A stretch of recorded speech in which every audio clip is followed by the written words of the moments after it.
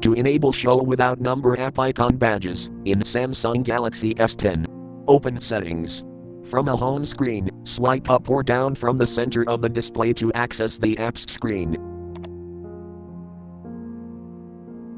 Tap Settings.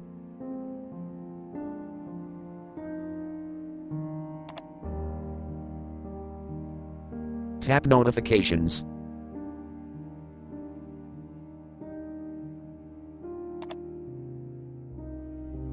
Tap App Icon Badges.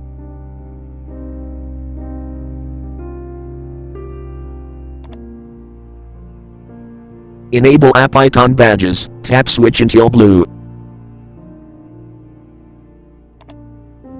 Scroll down.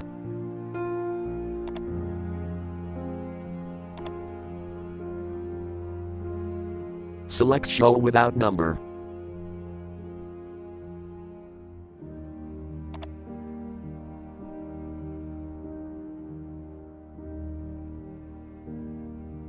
Thank you for watching. Have a nice day.